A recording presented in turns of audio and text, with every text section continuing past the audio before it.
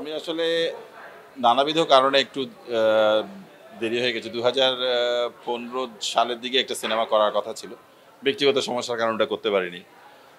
তারপরে এরপরে একটা আইটেম নিয়েছিলাম, তখন করোনার ঝামেলা হলো।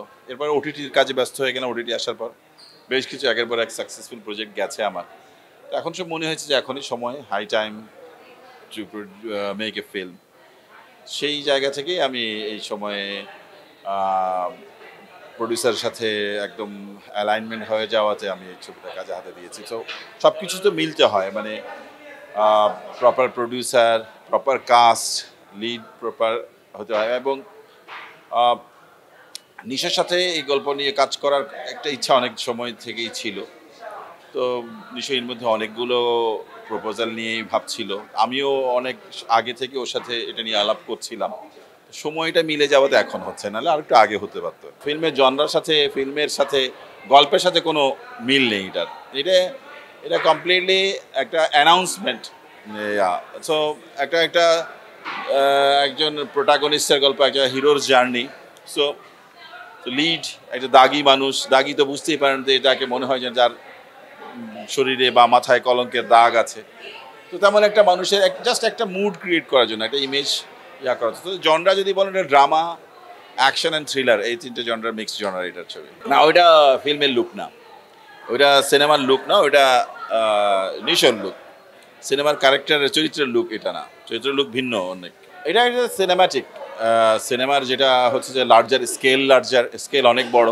ফিল্মের যা নেচার হয়, স্কেলটা বড়, ক্যারেক্টারের ডিটেইল লেভেল বড়, সব কিছুই একটা বিশালতা আছে ফিল্মের ভেতর। সেই জায়গাতে এরা অবশ্যই অন্যান্য কাজের তুলনায় অনেক পৃথক। এবং এই এই ধরনের কন্টেন্ট বা এই সাবজেক্ট ম্যাটার নিয়ে এর আগে বাংলাদেশে কাজ হয়নি। তো সেই সাবজেক্ট ম্যাটারটা ধারণ করার মতোই ফিল্ম হবে এটা। তো আমি আশাবাদী যে নিশো সেটা, মানে দর্শকের যা প্রত্যাশা তৈরি হয়েছে, যে পরিমাণ হিউজ প্রত্যাশা তৈরি হয়েছে তাকে ঘিরে, সেটা পুরোপুরি মেটাবে। আমি কোনো সরাসরি কোনো উত্তর দেব না, হ্যাঁ বা না। আপনারা বড় পর্দায়, মানে সিনেমা যখন রিলিজ হবে তখন বুঝতে পারবেন।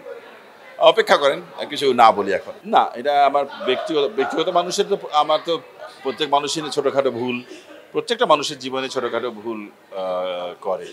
এবং মানুষ চায় যে তার জীবদ্দশায় তার সে অনুশোচনাটা বা প্রায়শ্চিত্ত করে যাক।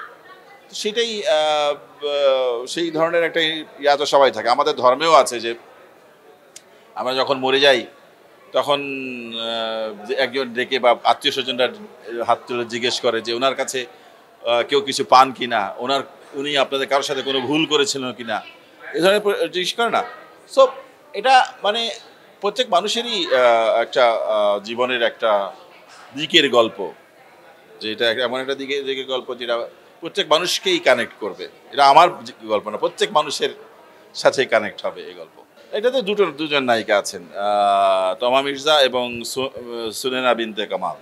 তো চরিত্রের প্রয়োজনেই অ্যাকচুয়ালি কাস্ট করা হয়েছে। আপনারা ফিল্মটা দেখার পরেই বুঝবেন যে কেন তোমাকে কাস্ট করা হয়েছে।